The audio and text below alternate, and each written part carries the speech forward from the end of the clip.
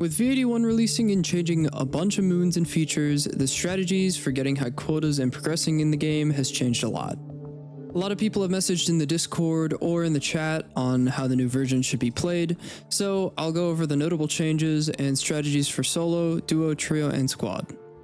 For the Quota 1 starting moon, Adamance is no longer the greatest option after its changes in the new update. Also, we have seen that the new Cadaver can cause lots of issues when playing Dine, so we have to come up with a few new strategies for playing high quota and getting a good start to the run. The new update made it so Adamance has less items, and getting items up the hill for the tree jump shortcut is just frustrating. Adamance isn't still a terrible option for squads, but now Assurance and, believe it or not, Offense is making its way into the best starting moons. Sorry March, maybe next time.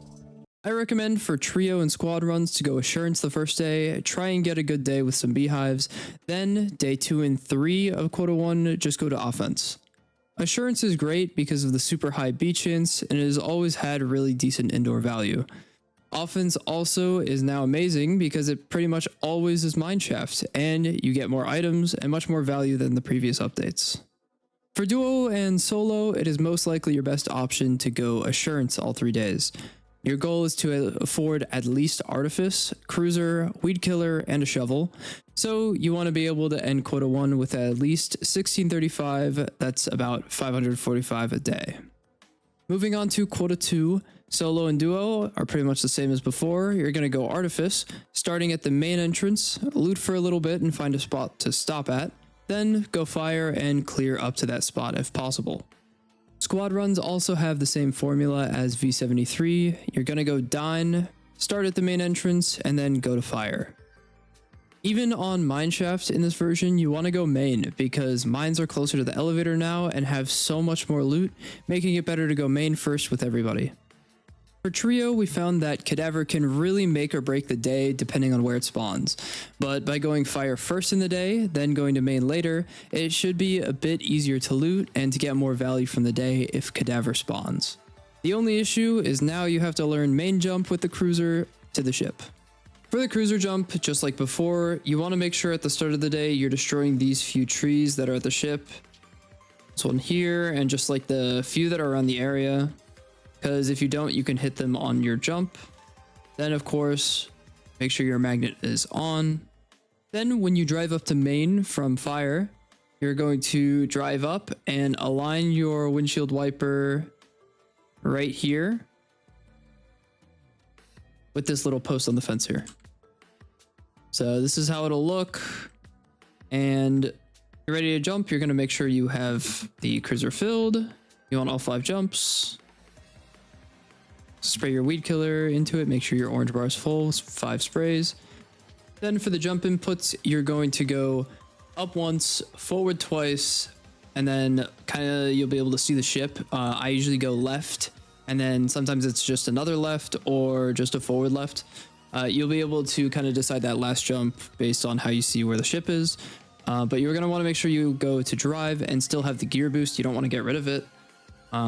Basically, in case you don't know what the gear boost is, you get a little boost with the cruiser. Here, you'll see it here. It like jumps forward off the first time I hit W when driving it. So let me realign here. I'm going to realign. So just go by going park and then back to drive. I'll get the gear boost. But yeah, you're going to go up once, forwards twice, left, and left. And the spacing, you'll see it here in the video.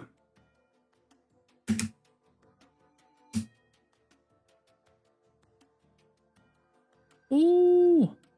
So that wasn't right. I did a forward left when I should have just done another left jump at the end there. So I went too far, but cruiser didn't explode and I was alive. So, I mean, we could technically count that as a win, but we're going to do it again and show you how to do it the right way. So I literally should have just stuck with 2 left jumps at the end. So we're going to go up, forward twice, left, left, boom. It's that easy. And again, on the left side of my screen, you could see the ship. Here it is one more time. Again, you just kind of want it aligned like this. You can adjust if you really want to make it perfect. And make sure you get the gear boost.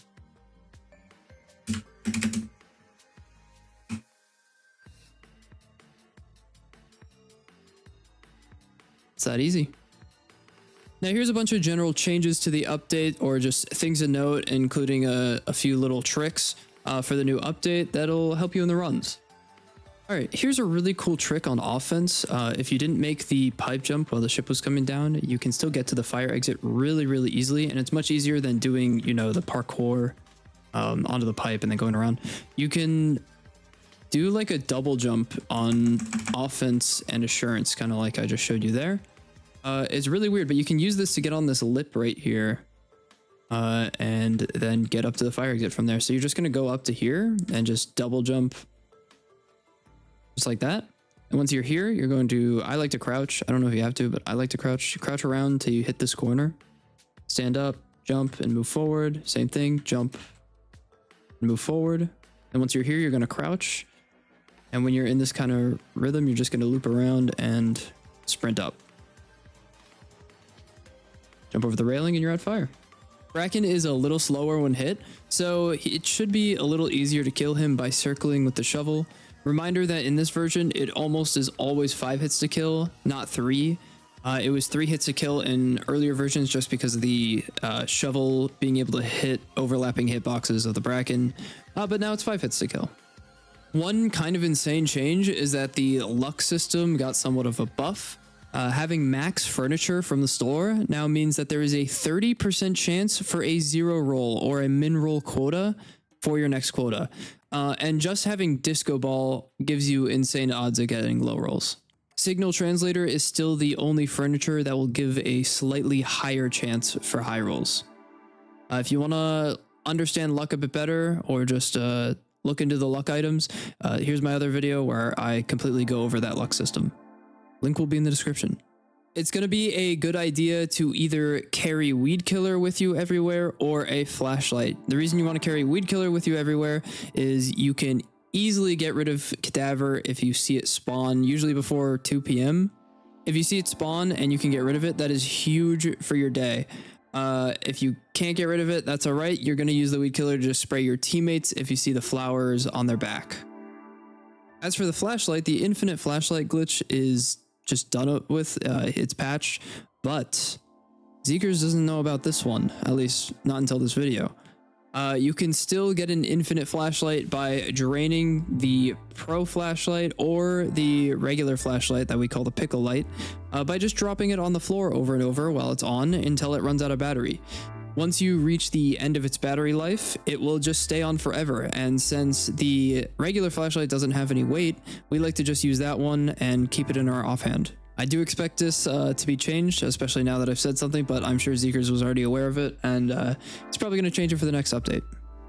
Something I didn't know until my team pointed it out to me in a run is that you don't lose money past $60. So if people die on the the starting moon when you're starting off and you only have $60 in terminal, and you don't recover their body, you do recover their body, whatever, you still won't lose money. It's only when you're past $60 in terminal that you'll lose a percentage off that. All right, as for Adamance, yes, the tree jump kind of sucks, and here's just a demonstration of that. So it's just a much sharper incline on the wall. You kind of have to hug it a lot better to get up here. And then putting items up at the jump to drop it, it's like way sharper here. And so you can't jump up and drop close enough to pick things up. But you kind of have a workaround. You can't be too heavy. Like, I can't take all this, but if I wanted to take the tea kettle and the hairbrush, I would just go up here.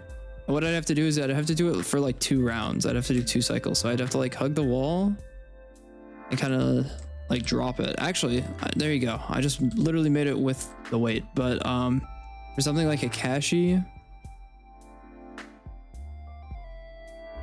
you're gonna have to like drop it halfway before you go too far down. So like here I'm hugging the wall, drop it like right there, because I wasn't gonna make it. And then I just go back up the tree and I just hug the wall. Now I'm up, I got my Kashi and I got my items, and I can still take this Adamance route. and just go around. But yeah, it's a little bit more of a pain, but as for that part of Adamance, it's still not too bad.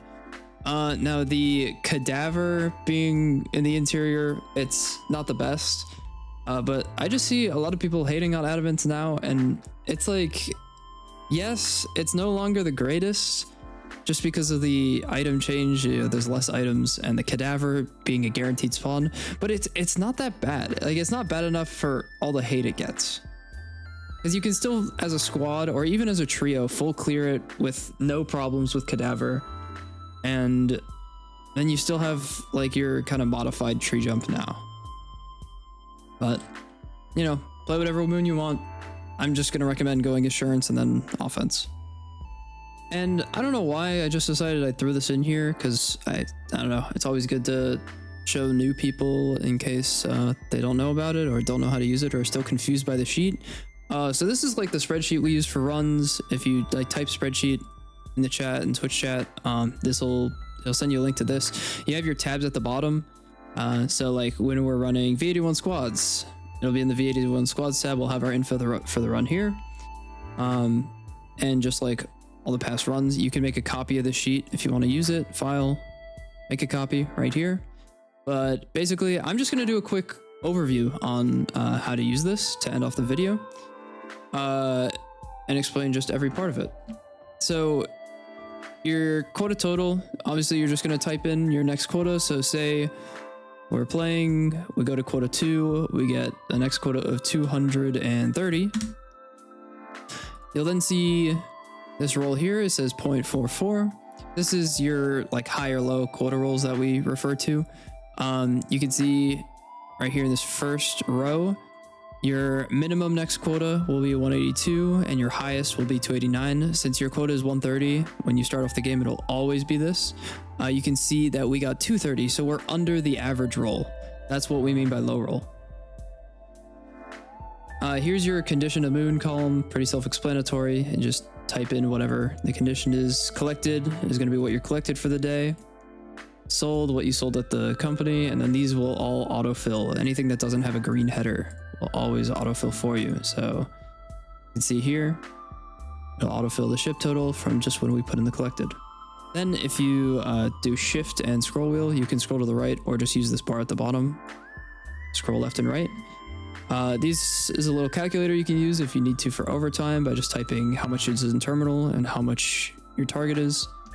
It'll tell you how much to sell right here. So if I want to go to Artifice and just want to sell for 1500, it'll say, oh, you're on quota 717.